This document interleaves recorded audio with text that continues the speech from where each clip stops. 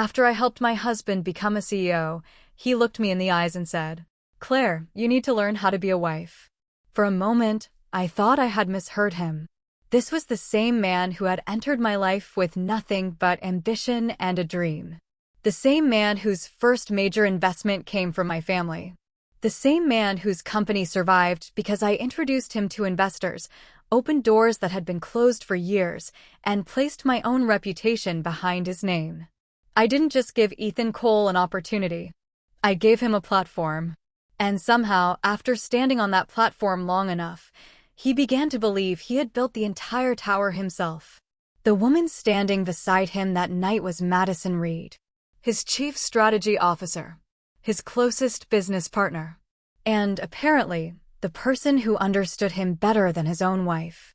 The first time I realized something was wrong was at Whitmore Holdings' annual gala in Manhattan. The event was held on the top floor of our headquarters, overlooking the city lights. Executives, investors, and industry leaders filled the ballroom. Everyone wanted to speak with Ethan. 5 years ago, almost no one knew his name. Now, business magazines called him one of the most promising CEOs in the smart home industry. People forgot how he got there. But I never did. Because I was there when he had nothing. I was there when he sat across from my father in our family home, nervous but determined. My father had asked him one question. "What exactly do you want to build?" Ethan had answered without hesitation. "Something that proves I belong." At the time, I admired that answer. He wasn't born into wealth. He didn't inherit connections. He had ambition. And ambition, when combined with talent, could create something extraordinary. That was why I chose him. Not because he needed my family's name, but because I believed he could become someone worthy of standing beside me. 5 years later, Lumina Smart Home was valued at nearly $400 million. Ethan had transformed a struggling subsidiary into one of Whitmore Holdings' fastest-growing companies. And I was proud of him. I really was. Until that night. When I walked into the ballroom, I saw Madison standing beside him. She wore a red evening gown that demanded attention. Her hand rested naturally on Ethan's arm. Not professionally. Not casually. Naturally. Like she had done it 100 times before. When she noticed me approaching, she slowly removed her hand. Then she smiled. "Claire, you're finally here." She didn't call me Mrs. Whitmore. She didn't call me Chairman Whitmore. She spoke to me like we were equals. Like she belonged in my place. Her eyes moved over my white dress. "Your dress is beautiful." Then she looked down at her own gown and laughed softly. "I don't think I could pull off something like this. After all, I've spent the last few years running between factories, suppliers, and overseas meetings with Ethan." She smiled. "My closet is mostly business suits." Her words sounded harmless. But every sentence carried the same message. She was the one who struggled beside him. I was just the woman who arrived after success. The lucky heiress. The wife who benefited from his achievements. I looked at her quietly. Then I looked at Ethan. He noticed the tension. "Claire," he said, stepping toward me. "Let's go say hello to Mr. Harrison." He arrived earlier. He gently placed a hand around my waist and guided me away. Madison stayed behind. But I noticed something. Ethan never asked her why she had been holding his arm. He never told her it was inappropriate. He simply moved on. At the time, I let it go. Because I trusted my husband. That was my first mistake. The gala continued as if nothing had happened. Ethan moved from one conversation to another with practiced ease, speaking to investors, board members, and executives who had once refused to return his calls. I stayed beside him for most of the evening. Not because I was afraid to leave him alone with Madison. I simply wanted to watch. Madison had always been clever. She never did anything obvious enough to be accused of crossing a line. She stayed close enough to Ethan to appear indispensable, but not intimate. She spoke for him when a conversation paused. She remembered the names of investors' children. She knew which projects made him proud and which setbacks still embarrassed him. Every gesture was calculated to create the impression that they were a team. Not CEO and executive. Not married man and employee. A team. Near the end of the evening, Ethan was speaking with 3 members of the Whitmore board about Lumina's expansion into Europe. Madison appeared beside him again.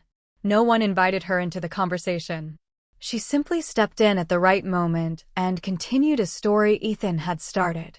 The Berlin launch nearly collapsed 48 hours before the presentation, she said with a laugh. The local distributor threatened to walk away, the demonstration system stopped working, and Ethan hadn't slept in 2 days.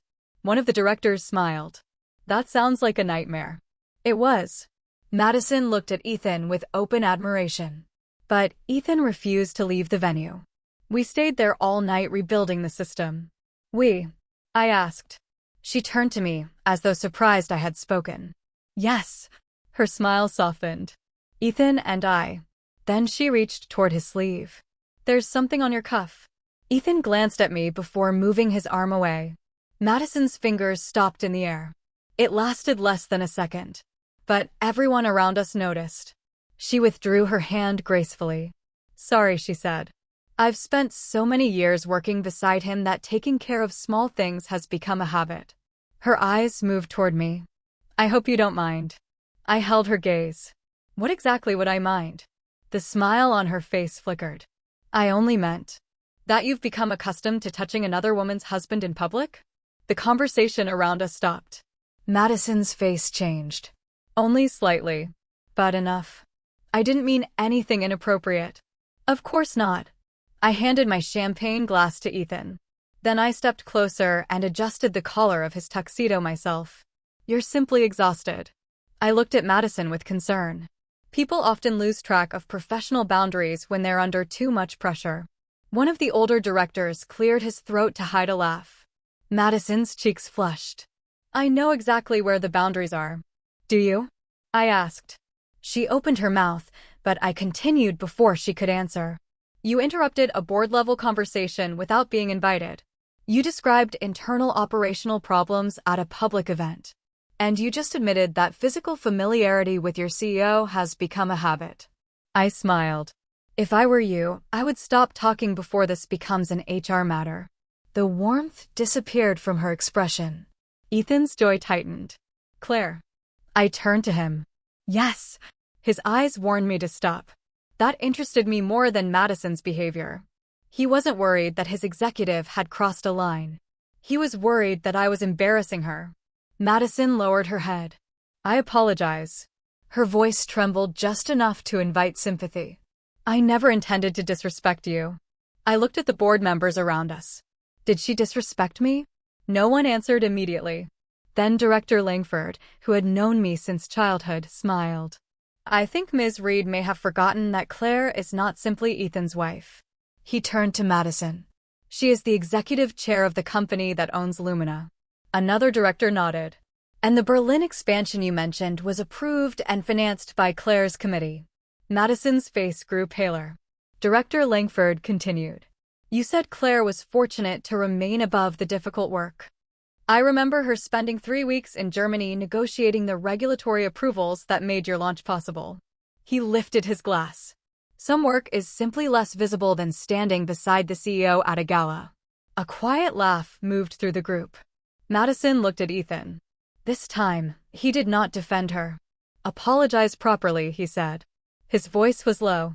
Madison stared at him as if he had struck her. Then she turned to me. I'm sorry, Claire.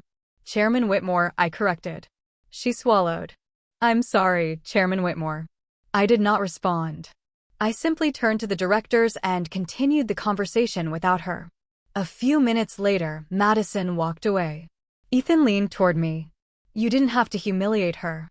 I smiled without looking at him. She did that herself. She made one careless comment. She made several deliberate ones. You're reading too much into it. And you're choosing not to read anything at all. His expression hardened. This is neither the time nor the place. You're right. I picked up another glass of champagne. This is a company event. Which is why your chief strategy officer should have remembered she was an employee before pretending to be your wife. Ethan went silent. I left the gala shortly after that. People moved aside as I crossed the ballroom. Some wished me good night. Others mentioned upcoming meetings. No one called me Mrs. Cole. They called me Chairman Whitmore. That distinction mattered. Not because I was ashamed of my marriage, but because I had spent 15 years building a reputation before Ethan entered the company.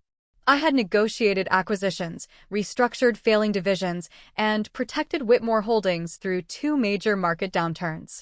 I was not a decorative wife standing beside a successful husband. Ethan's success existed inside an empire I had helped build. When we arrived home, he opened the car door for me. The driveway lights illuminated his face. He was still handsome. That had been the first thing I noticed about him. He had walked into a charity dinner 6 years earlier wearing a borrowed tuxedo and the kind of confidence men usually inherited with money.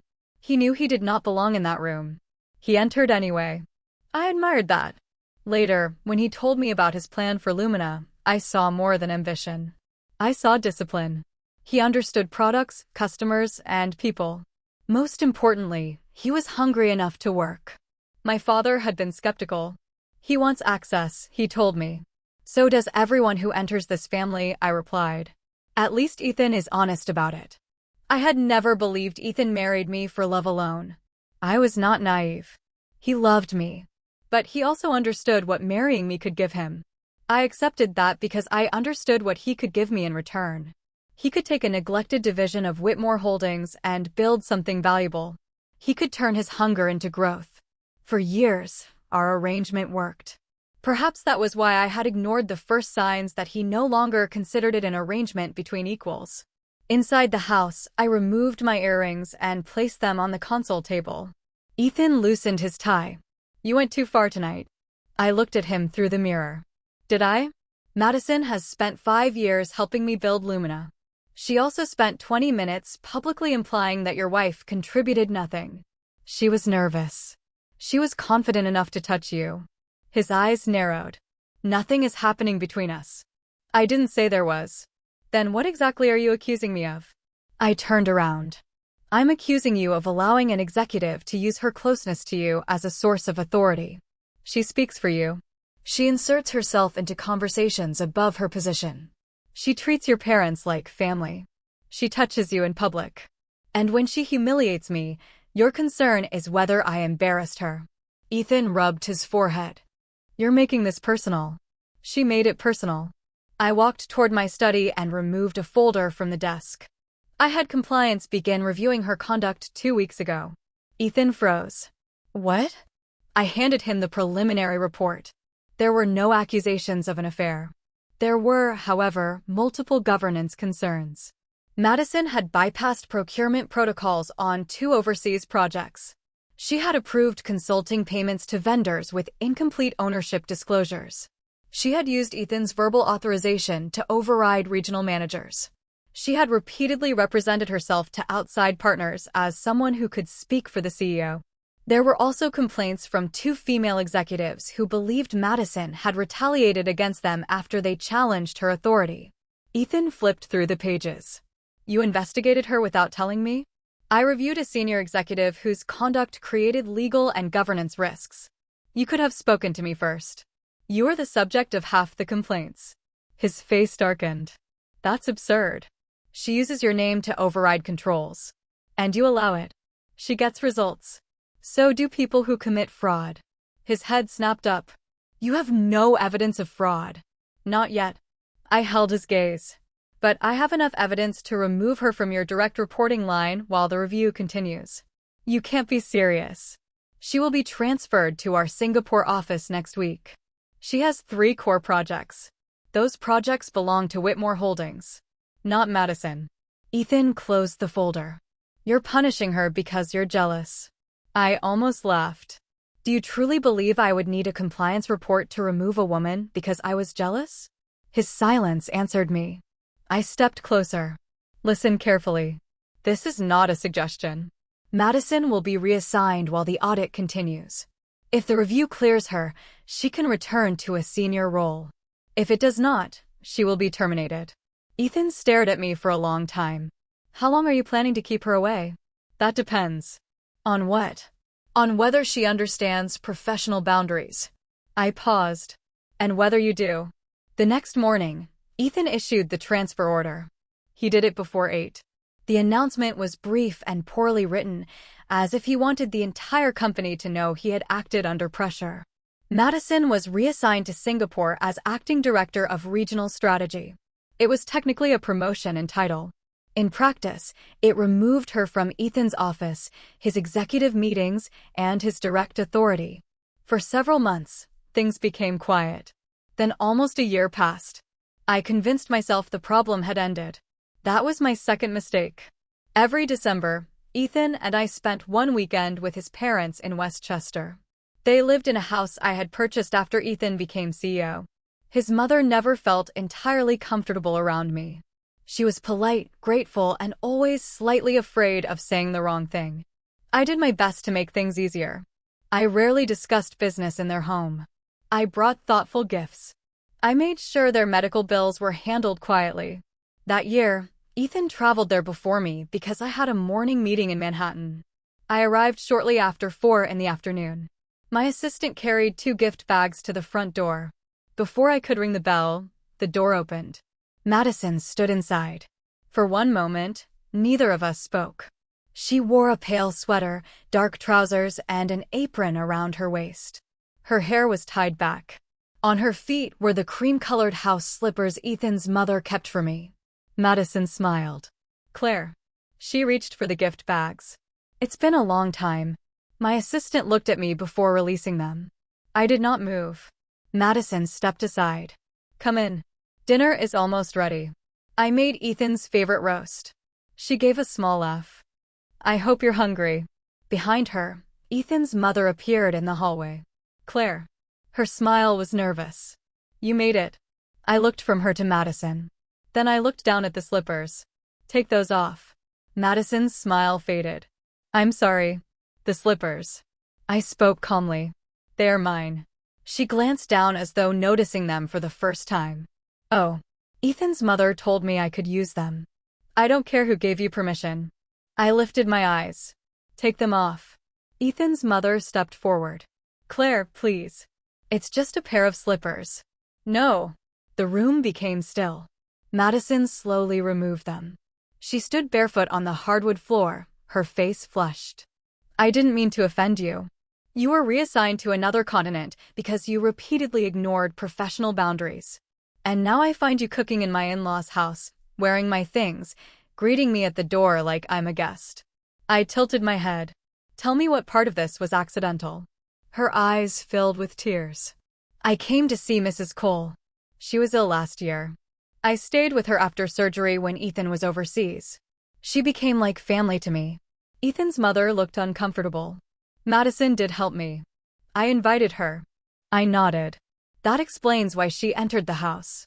It does not explain why she is behaving like she belongs in my marriage." Madison's expression changed. Something proud and wounded surfaced beneath the tears. "You think everything belongs to you." "Excuse me. You have the family name, the money, the board, the company." Her voice trembled, but she did not look away. "People like you never understand what it costs the rest of us to earn anything. Ethan and I built Lumina together. We spent nights sleeping in offices. We flew across the world to save projects. We fought for every client. You arrived at events in a white dress and everyone praised you." She laughed bitterly. "You don't know what it means to struggle for a place in the room." I watched her for several seconds. Then I looked past her. Ethan stood at the entrance to the living room. He had clearly heard enough. "Does the rest of us include you?" I asked him. His expression tightened. Madison turned. "Ethan." There was too much emotion in the way she said his name. He looked at her, then at me. "Go home, Madison." Her face collapsed. "But I'll have someone drive you." She stared at him. For one brief moment, I saw her anger.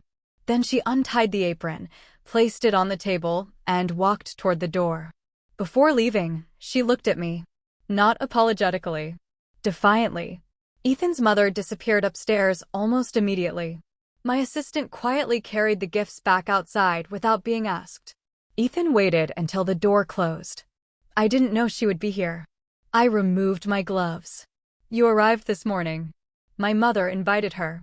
"You arrived this morning," I repeated. He exhaled. "Yes." "You saw her in the kitchen." Yes. You saw her wearing an apron. Yes. You saw her wearing my slippers. He said nothing. I smiled. You may not have invited her, but you allowed her to stay. My mother wanted her here. You are 40 years old, Ethan. Do not hide behind your mother. His face hardened. She helped my mother through surgery. So did the private nurse I hired. That isn't the same. No. I agreed.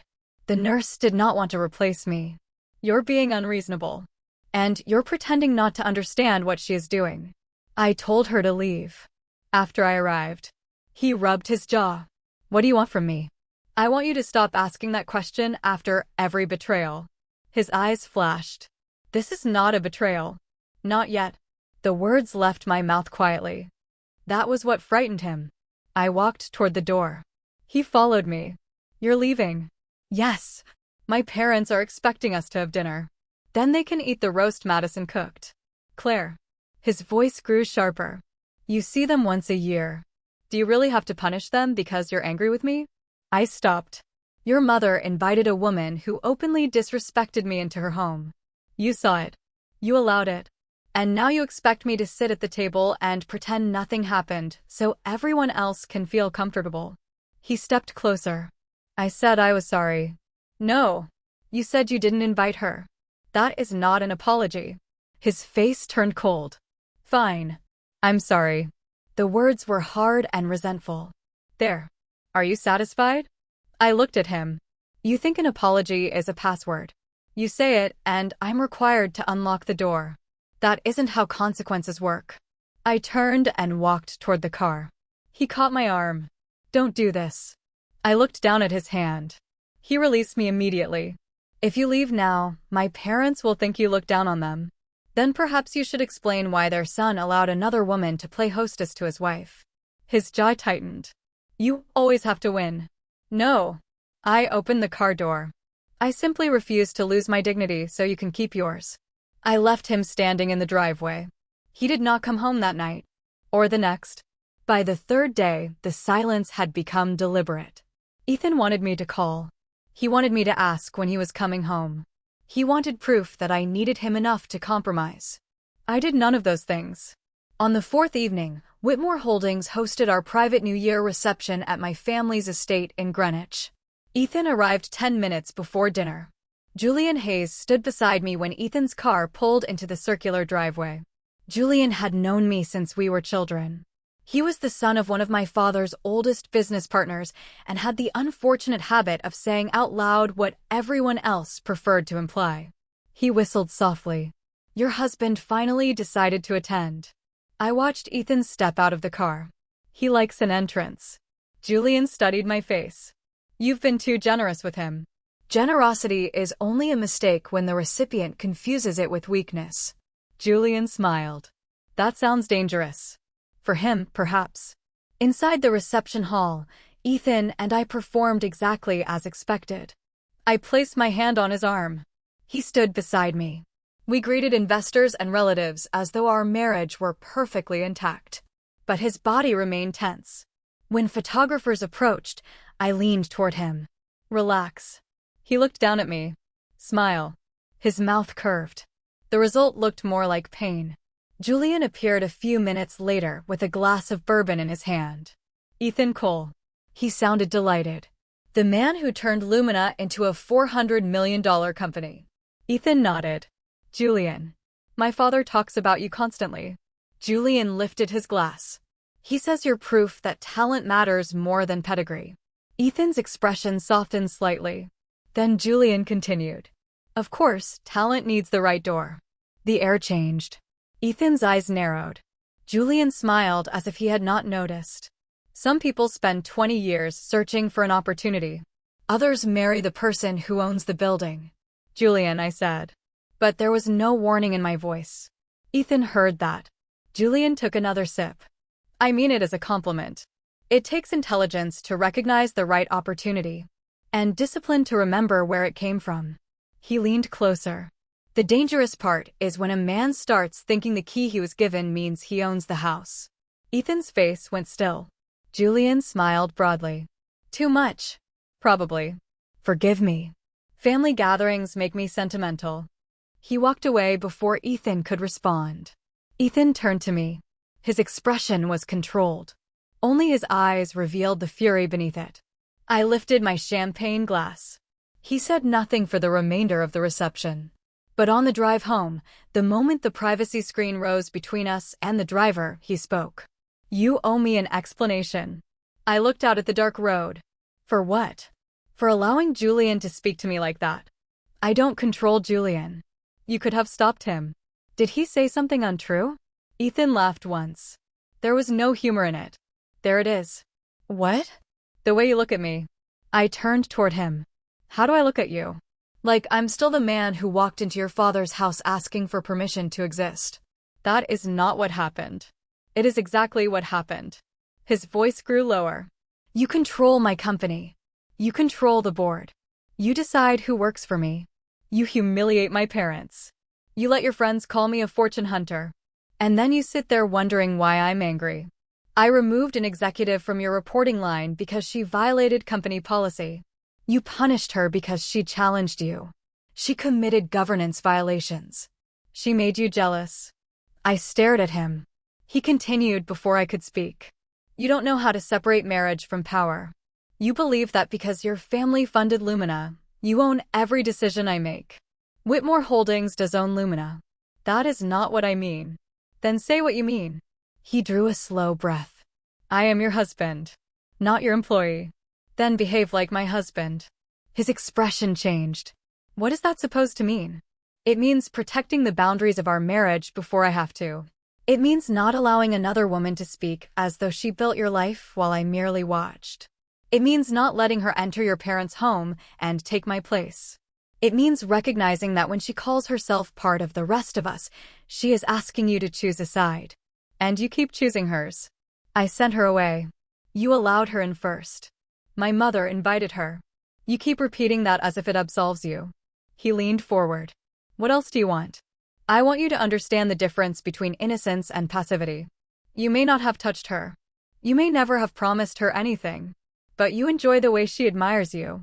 You enjoy that she sees you as self-made. You enjoy letting her challenge me because every time she does, you feel less dependent on my family. His face turned cold. You think you understand everything. I understand you. No, Claire. He shook his head. You understand control. That is not the same thing. I said nothing. He continued. You need to learn how to be a wife. The car seemed to become completely still. Even the sound of the tires disappeared beneath the weight of the sentence. I looked at him carefully. What did you say? He hesitated. Then pride pushed him forward. I said you need to learn how to be a wife. You need to understand that marriage is not a boardroom. You cannot issue commands and expect everyone to obey. You cannot humiliate my parents because you are angry. You cannot remove my executives because you feel threatened. And you cannot sit beside another man while he insults your husband. I almost admired the confidence it took to say those words. Almost. He continued. A wife protects her husband's dignity in public. She compromises with his family. She does not use money and power to win every disagreement. And Madison deserves better than what you did to her. I laughed. The sound surprised him.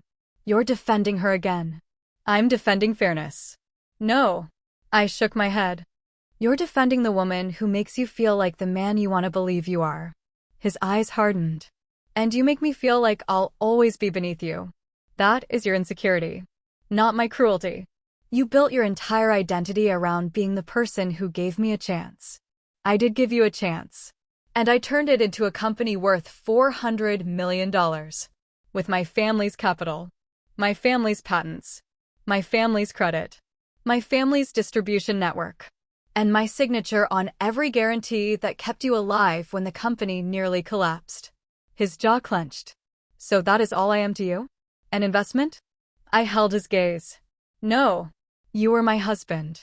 But tonight, you sat in a car purchased by my family, after leaving a reception hosted by my family, while running a company owned by my family, and told me I needed to learn my place. His breathing slowed. I leaned closer. I gave you a seat at the table. That did not give you the right to put me beneath it. He looked away. I pressed the button beside me. The privacy screen lowered. Pull over. The driver immediately moved toward the side of the road. Ethan turned back. What are you doing? You said I control everything. So I'm removing the control. The car stopped. I opened the door beside him. From this moment forward, I will not interfere with Lumina's daily operations. You may appoint anyone you choose. You may restructure your executive team. You may pursue whatever strategy you believe proves your independence. His suspicion returned. What is this? Freedom. I smiled. You have spent years believing my involvement prevented you from proving yourself. I am stepping aside. He did not move. And our marriage? You no longer need to report your schedule to me. You do not need to attend family events. You do not need to come home unless you choose to. That isn't what I asked. It is what you wanted. His face became unreadable. You're threatening me. No. I'm giving you exactly what you demanded. I gestured toward the open door. Now get out. For a moment, I thought he would refuse. Then he stepped onto the pavement. Before closing the door, he leaned down. One day, Claire, you're going to regret treating me like something you can discard. I looked at him through the open doorway. One day, Ethan, you're going to understand the difference between being discarded and being allowed to stand on your own. Then I closed the door. I did not look back. The next morning, Lumina announced that Madison Reed had returned from Singapore. She was appointed Chief Strategy Officer with expanded authority. Ethan did not seek board approval. He did not inform compliance. He did not notify me. He simply brought her back. When my chief of staff placed the announcement on my desk, she looked worried. Do you want legal to intervene? No. Compliance can block the appointment. I know. Then why allow it? I closed the document. Because Ethan believes I have been holding him back. I looked through the windows at Manhattan below. The fastest way to learn what a man truly wants is to stop preventing him from taking it. Within 2 weeks, Madison had moved into the office beside Ethan's. Within 3, senior managers began referring to them as the team that had really built Lumina. Rumors spread through the company. Ethan was finally free of Whitmore interference. Madison was the only executive who truly understood his vision. I was an heiress who knew how to sign checks but not how to build products. Every rumor reached me. I ignored them all. Then Ethan submitted a request for $25 million in expansion capital. My finance director expected me to reject it. I approved it within an hour.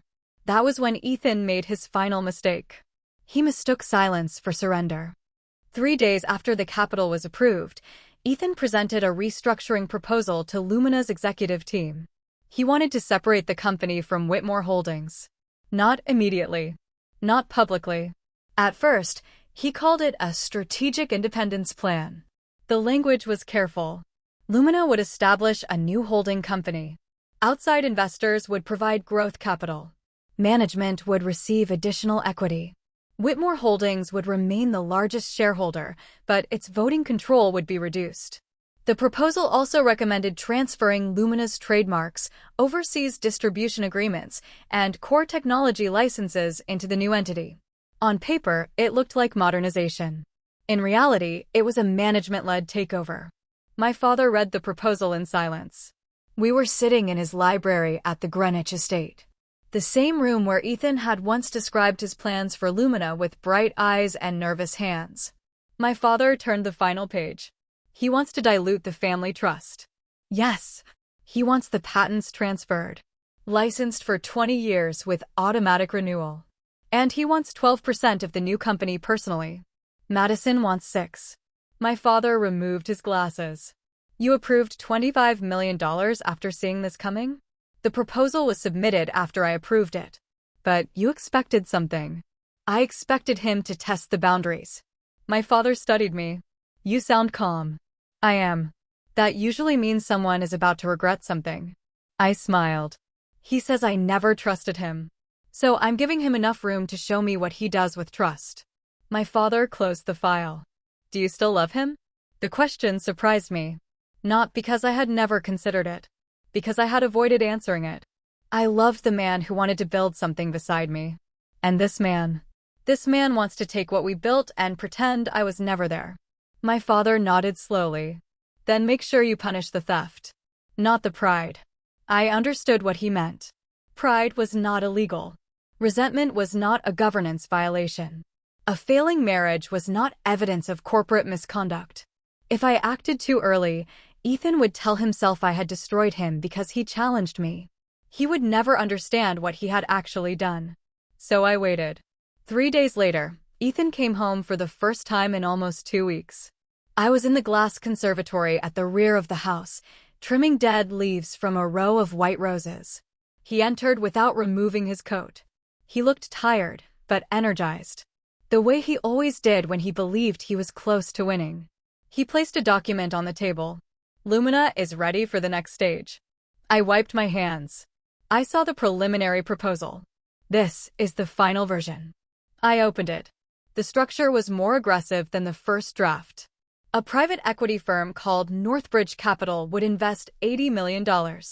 In exchange, it would receive 28% of the new holding company. Whitmore Holdings would fall from 72% ownership to 39%. Management and outside investors would control the remaining shares. Ethan would become executive chairman. Madison would become chief operating officer. The family trust would lose its ability to remove management without support from outside directors. I turned another page. The intellectual property transfer was buried inside an appendix. Lumina's patents were owned by Whitmore Technologies. The proposal demanded an exclusive worldwide license for 20 years at a nominal annual fee. The overseas distribution agreements would also move into the new company. So would several long-term customer contracts negotiated through Whitmore Holdings. Ethan was not asking to stand alone. He was asking to walk away with the floor beneath his feet. This requires your signature, he said. I looked up. Mine? You chair the trust's investment committee. You also control the proxy votes. I know what I control. His expression tightened. Then you know this cannot move forward without you. I leaned back in the chair. Why should it move forward? Because Lumina has outgrown Whitmore Holdings. That is an interesting way to describe a company financed, insured, distributed, and legally protected by Whitmore Holdings. He exhaled. This is exactly what I mean. What do you mean? You refuse to see Lumina as anything except an asset you own. It is an asset we own. I built it. With our infrastructure. With my leadership. With our capital. With my team. With executives transferred from 3 Whitmore divisions. His jaw tightened. You always have an answer. I usually have records. He placed both hands on the table. Claire, Lumina cannot keep operating under a family structure. It needs outside capital. It needs independent governance. It needs room to move without waiting for your approval. Northbridge gives us that. Northbridge gives you voting support. That is not the same thing. It is exactly the same thing. I tapped the document. Under this structure, you and Northbridge can outvote the family trust on executive appointments. You can issue new shares without our consent. You can move contracts between subsidiaries. And you can keep using Whitmore patents while stripping Whitmore of control. He said nothing. I closed the file. This is not independence. This is appropriation. His face darkened. That's an ugly word. It is an accurate one. You think everything belongs to you. No. I pushed the document toward him. I think the things registered, financed, and guaranteed by Whitmore Holdings belong to Whitmore Holdings. Lumina's value comes from the people who built it. Then take the people. His expression changed. I continued. Take the executives who want to follow you. Take your product ideas. Take your leadership. Raise your own capital. Build your own supply chain. Negotiate your own distribution agreements. But you do not get to call yourself independent while carrying away my family's patents, customers, credit, and contracts. He stared at me. You're afraid I'll succeed without you. I laughed softly. No, Ethan. I'm curious whether you can. His face went still. I uncapped a pen. For one moment, hope entered his eyes. He believed I was going to sign. Instead, I wrote one word across the approval page. Rejected. Then I dated it. His expression hardened. You told me you would stop interfering. I stopped interfering with daily operations. I did not surrender control of the family trust. You lied. No. You heard what you wanted to hear. He picked up the file. You will regret this. You've said that before. I mean it this time. So do I. He turned toward the door. Ethan. He stopped. I stood. If you choose to separate Lumina from Whitmore Holdings, the separation will be complete. He looked back. What does that mean? It means no patents. No group purchasing agreements. No Whitmore distribution contracts. No parent company guarantees. No shared legal team. No use of our overseas offices. No access to our customer database. His eyes narrowed. You would cripple the company just to prove a point? I would protect the assets I am legally obligated to protect. Lumina is my company. Then prove it. He walked back toward me. We both know the clients trust me. They trust delivery. The management team follows me. Some of them do. The market associates Lumina with my name. Then your name should be enough. His voice dropped. You really want to test me? No. I met his eyes. You have been demanding this test for years. The following morning, Ethan convened an emergency meeting at Lumina's headquarters. He announced that management would pursue an independent transaction with Northbridge Capital. He told the executives Whitmore Holdings had become an obstacle to innovation. He said the company's future depended on removing legacy control. Madison stood beside him while he spoke. According to the recording later provided to the board, she told the room. For years, this team has created value while people outside the company took credit for it. This is our opportunity to own what we built. More than half the senior managers signed letters supporting the transaction. Several regional sales directors agreed to resign and join the new company if the board rejected it. A product development team prepared copies of internal files. 3 executives contacted customers and suggested their contracts would continue under Ethan's leadership, regardless of what Whitmore Holdings decided. Every action was recorded. Not because I had ordered anyone to spy. Because companies preserve email, access logs, and document transfers. People often forget that when they begin believing they are untouchable. My general counsel entered my office that afternoon. We need to freeze access. Not yet. Claire, they are exporting files. Which files? Customer lists, supplier agreements, internal forecasts. Are the downloads being logged? Yes. Then preserve the evidence. He frowned. You're letting them continue? I'm allowing them to show intent. They could damage the company. Can they transfer patents without board approval? No. Can they assign customer contracts? No. Can they move cash? Not without finance controls. Then let them talk. He placed another folder on my desk. There's something else. The forensic accounting team had expanded its review of Madison. The preliminary concerns from the previous year had not disappeared when she moved to Singapore. They had simply become harder to see. 7 vendors connected to Lumina's overseas operations showed unusual pricing patterns. 3 were controlled through holding companies linked to Madison's brother and cousin. Several invoices described consulting work that could not be verified. 2 payments had been approved under emergency authority. Ethan had signed both. How much? I asked. So far, $6.4 million in questionable transfers. Where did it go? We traced $1.8 million to an account in the Cayman Islands. Beneficial owner? We're still confirming. Madison. Likely. I looked toward the window. And Ethan. No direct payments to him. Did he know? We can't prove that. Then we don't accuse him. My general counsel nodded. The special committee should be formed immediately. Independent directors only. And external forensic counsel. Yes. We also need to notify the insurers. Do it. He hesitated. What about Ethan? He will be informed when the committee is ready. You're still treating him as if he might be innocent. He may be innocent of theft. I closed the file. That does not make him innocent of everything else. 1 month later, the Whitmore Holdings board convened a special meeting. Ethan arrived with Madison and 2 Northbridge representatives. He wore a dark gray suit. Madison wore black. They entered together. Not touching. Not smiling. But aligned. That was what mattered. The independent directors occupied one side of the conference table. My father attended remotely. External counsel sat near the door. Ethan distributed the final proposal. Lumina's management team has voted unanimously to support the separation, he began. That vote has no legal effect, Director Langford said. It demonstrates management's position. It demonstrates that employees prefer additional equity, another director replied. Ethan ignored the comment. Northbridge has committed $80 million. The new structure will protect Lumina's growth. Whitmore Holdings will receive 39% of the new company and repayment of its original cash investment. A director stared at him. Original cash investment? Yes. Lumina is currently valued at $400 million.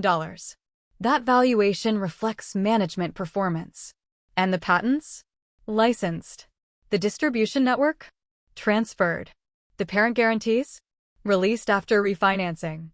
Director Langford leaned forward. So Whitmore gives up control, patents, contracts, and infrastructure. In exchange, we receive less than 40% of a company we currently own. Ethan remained composed. Whitmore has already received substantial returns. Your family should not be allowed to extract value indefinitely from people who created it. The room became quiet. Madison spoke. Lumina needs modern governance. It cannot remain the private property of one family. I looked at her. You are employed by a company owned by that family. Her mouth tightened. I am employed by Lumina. Lumina is owned by Whitmore Holdings. For now. The Northbridge representatives exchanged a glance. Ethan looked at me. Claire, I don't want this to become personal. It became personal when you brought your wife into a corporate proposal? No. He leaned back. It became personal when you used our marriage to control my company. A few directors shifted in their seats. He continued. If you approve the transaction, our marriage does not have to change. I almost smiled. What a generous offer. I'm being serious. So am I. He folded his hands. You remain chair of Whitmore Holdings. I run Lumina. We stop interfering in each other's work. At home, we start treating each other as equals. Describe equality.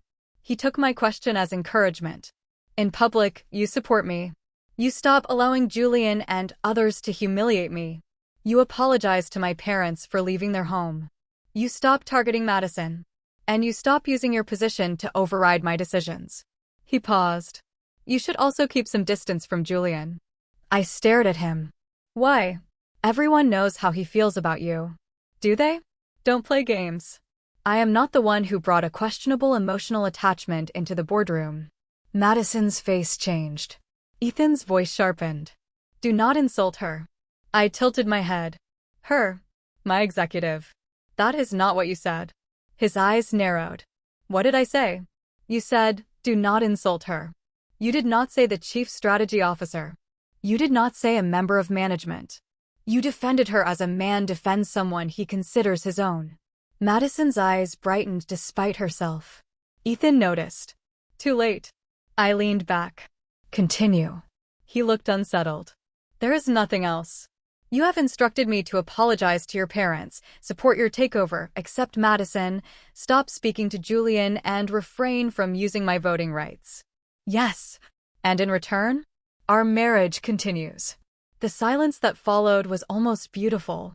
He truly believed that was enough. I looked toward external counsel. Begin. Ethan frowned. Begin what? The doors opened. The chair of the special committee entered with 2 forensic accountants and an attorney from the firm conducting the investigation. A representative from Whitmore's insurer followed them. Madison went pale. The committee chair placed a thick report on the table. Over the last 6 weeks, the special committee has investigated irregular transactions involving Lumina's smart home and several overseas vendors. Ethan turned toward Madison. She did not look at him. The chair continued. We identified 7 entities that received payments for consulting, procurement, and market entry services. 3 of those entities were ultimately controlled by relatives of Madison Reed. Madison's voice came quickly. That is false. The forensic accountant opened a binder. Corporate registration records, banking documents, and beneficial ownership declarations are included in Appendix 4. We also identified repeated overbilling, duplicate invoices, and payments for services that could not be verified. The The total questionable amount is approximately $6.4 million. One of the Northbridge representatives closed his notebook. The committee chair continued. Approximately $1.8 million was transferred through 2 intermediary accounts to an offshore entity controlled by Ms. Reed. Madison stood. This is a setup. No one leave the room, external counsel said. You cannot detain me. We are not detaining you. However, company devices and records are subject to preservation orders. Madison turned to Ethan. Say something. He looked stunned. What is this? She reached for his arm. I can explain. He pulled away. The movement was small, but everyone saw it. The forensic accountant placed 3 authorization forms on the table. These payments bypassed ordinary review because they were classified as urgent operational expenses. All 3 were authorized by Mr. Cole. Ethan grabbed the documents. You told me the Singapore rollout would fail without immediate payment. Madison's breathing quickened. It would have. To companies controlled by your family? I didn't know they were connected. The accountant opened another page. You exchanged messages with your brother regarding invoice timing. Madison's face lost all color. Ethan read the printed messages. His hands began to shake. You used my authorization. I protected us. The words escaped her before she could stop them. The room went still. Ethan looked at her. What? She swallowed. I protected the company. That is not what you said. Her eyes filled with tears. Ethan, think about what we were trying to do. Northbridge wanted management to contribute capital. You wanted to leave Whitmore. We needed resources that Claire could not freeze. He stared at her. You stole money. I moved money into your account. It was temporary. She stepped closer. I did it for us. The final word changed everything. Ethan's expression collapsed. Madison seemed to realize it, but panic had taken control. You said the company should belong to the people who built it. You said once you had control, no one would treat me like I was disposable. You said Claire never understood what we sacrificed. You said I was the only person who had been beside you from the beginning. Ethan's face became gray. Every director at the table heard her. So did the Northbridge representatives. One of them pushed back his chair. We are suspending all discussions effective immediately. Madison turned toward him. You can't. We can and we are. She looked at Ethan again. Tell them. He did not speak. Her fear turned into anger. You promised me. I promised you a role. You promised me more than that. His eyes shut briefly. When they opened, he looked older. External counsel spoke. Ms. Reed, your employment is suspended effective immediately. You are required to surrender all company devices and access credentials. The matter has been referred to law enforcement and regulatory authorities. Madison looked toward the door. 2 investigators from the State Financial Crimes Unit were waiting outside. They did not arrest her in the boardroom. They presented a warrant for electronic devices and informed her that she was required to accompany counsel for an interview. Madison turned to Ethan as she was escorted away. You let her do this. He looked at her with disbelief. She didn't do this. You did. The doors closed. No one spoke for several seconds. Then I nodded to the committee chair. Continue. He opened the second section of the report. The investigation also identified conduct by Mr. Cole that raises serious governance concerns. Ethan looked up. I did not know about the vendor ownership. The committee has not concluded that you personally benefited from the transactions. His shoulders loosened slightly. However, you repeatedly bypassed internal controls. You approved emergency payments without verification. You attempted to transfer company assets without authorization. You encouraged employees to copy confidential information in preparation for joining a new entity. And you supported communications to customers suggesting contracts could follow management regardless of ownership. Ethan's face hardened. That was part of a legitimate transaction. No transaction had been approved. The committee chair slid another document forward.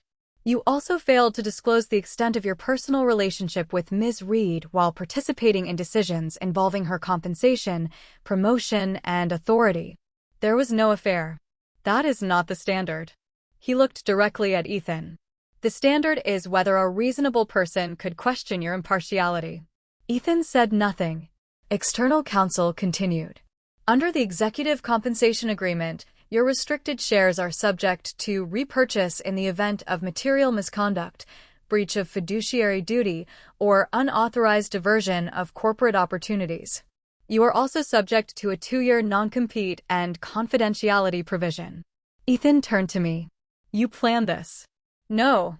I folded my hands. You did. You let me bring Madison back. Yes. You approved the capital. Yes. You watched every step. I watched you make choices. His voice broke through the control he had maintained. You could have stopped this. I tried to stop it a year ago.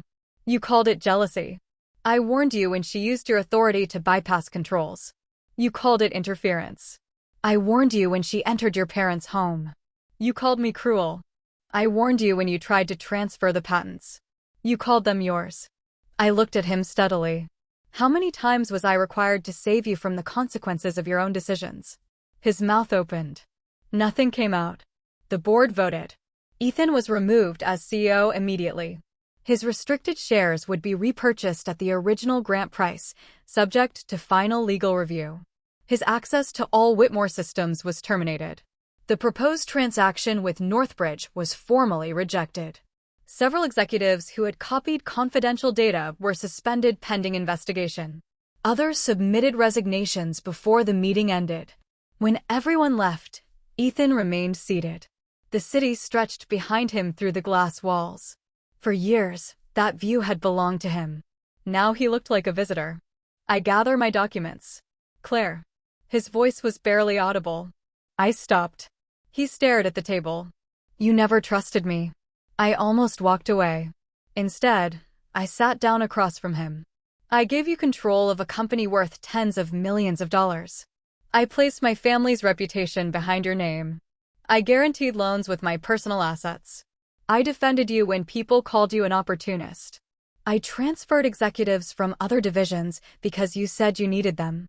I supported you when Lumina lost money for 3 consecutive quarters. I leaned forward. What would trust have looked like to you? He finally raised his eyes. Respect. I respected your ability. You never respected me as an equal. You wanted equality without accepting equal responsibility. His face tightened. You always believed you could take everything back. Because some of it was never yours. The company was my life. It was also an asset owned by thousands of employees, investors, and trust beneficiaries.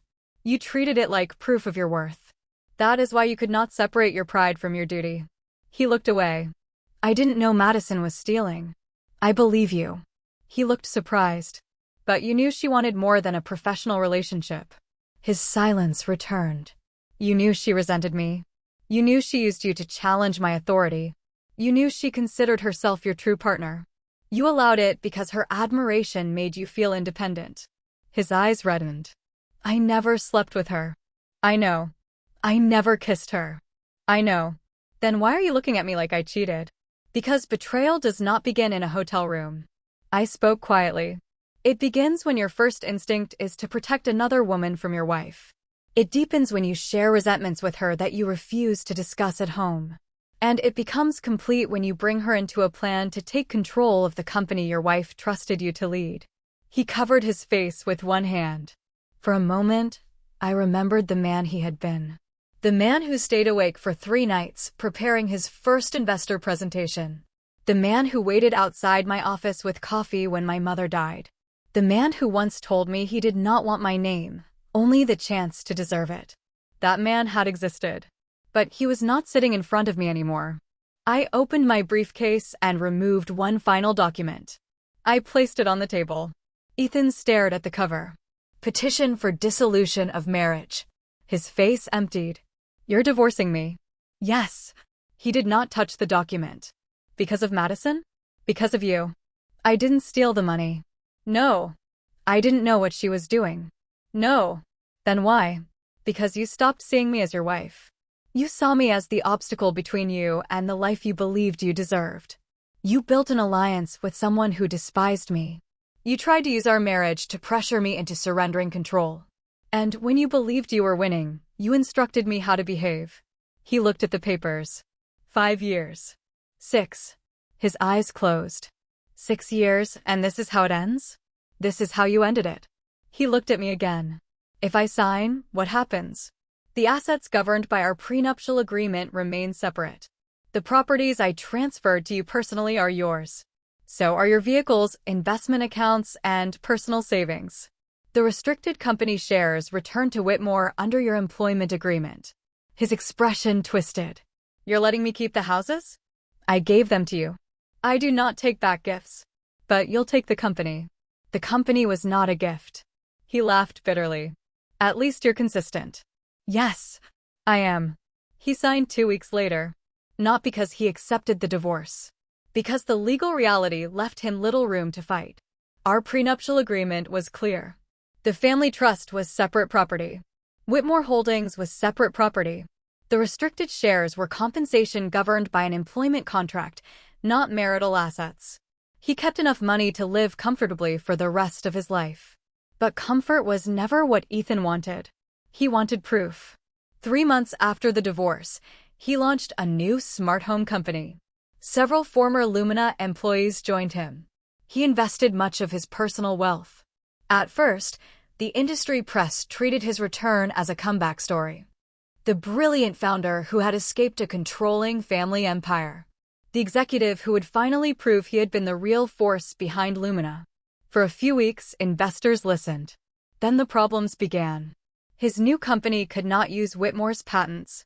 Developing alternative technology took longer than expected. Suppliers offered him prices 27% higher than Lumina's. Banks refused favorable credit terms because the company had no operating history and Ethan no longer had Whitmore guarantees. Several major customers declined to move their contracts. They respected Ethan. But they trusted Whitmore's scale, service network, and financial stability more. The former executives who followed him expected equity and senior titles. Within months, they began fighting over authority. Ethan spent too quickly. He leased expensive offices. He hired aggressively before the product was ready. He launched a marketing campaign to announce a system that failed independent testing twice. He was still talented. But talent could not replace infrastructure, patience, compliance, or capital discipline. A year after the board meeting, his company entered restructuring. 6 months later, it filed for bankruptcy. By then, Madison had been formally charged with fraud, money laundering, and conspiracy. Most of the missing funds were recovered. The investigation uncovered something even Ethan had not known. While helping him negotiate with Northbridge, Madison had also contacted one of Whitmore's competitors. She offered customer data and product development information in exchange for a future executive role. Her plan was not to build an independent company with Ethan. Her plan was to gain access to the new entity, secure equity, and sell whatever she could. She had used his resentment exactly as he had used my access years earlier. The difference was that Ethan had once wanted to build something. Madison only wanted a faster way up. I did not attend the trial. Ethan did. A reporter sent my communications director a photograph of him sitting alone in the back row. When Madison entered the courtroom, she looked at him once. According to someone seated nearby, she whispered as she passed, "If you had been stronger, we would have won." Perhaps that was the moment he finally understood. Madison had never loved the man beneath the title. She loved the title, the office, the access, the possibility that he could become powerful enough to carry her upward. When that power disappeared, so did her admiration. After his company failed, Ethan sold 2 of the properties I had given him. He used the proceeds to settle debts and pay employees. That was the first decision he made in years that reminded me of the man I had married. I heard about it from someone else. I did not contact him. Whitmore Holdings reorganized Lumina. We appointed a new chief executive named Daniel Mercer. Daniel had started as a systems engineer. He had no family connections, no inherited wealth, no famous last name. He understood the technology better than anyone on the board. He also understood something Ethan never had. A platform did not diminish the person standing on it. Acknowledging support did not erase personal achievement. Daniel never pretended he had built Lumina alone. He credited the engineers, the supply teams, the regional offices, and the capital that made risk possible. Under his leadership, Lumina recovered. 2 years after Ethan's removal, the company entered 3 new markets and surpassed its previous valuation. At that year's annual gala, I wore white again. Not because I was trying to recreate the past. Because white had always been my color. An investor approached me near the stage. "Claire, are you ever going to marry again?" I smiled. "Is that a business question?" "Pure curiosity." "Then no comment." He laughed. "Don't you get lonely?" "Sometimes." The honesty surprised him. I continued. "But loneliness is not a reason to invite the wrong person back into your life." Before he could respond, security approached. "Chairman Whitmore." "Yes. There's someone at the entrance asking to speak with you." I looked toward the glass doors. Ethan stood outside. He wore a dark coat. His hair was shorter. He looked thinner than before. Not broken. Just stripped of everything he once used to hide behind. The title. The office. The anger.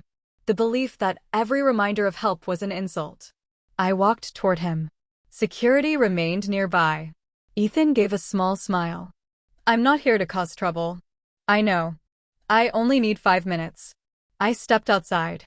Cold air moved across the terrace. Behind us, the gala continued. Music. Light. Conversation. A world he had once believed belonged to him. He looked through the glass. "Lumina is doing well." "Yes. Daniel Mercer was a good choice." "He earned it."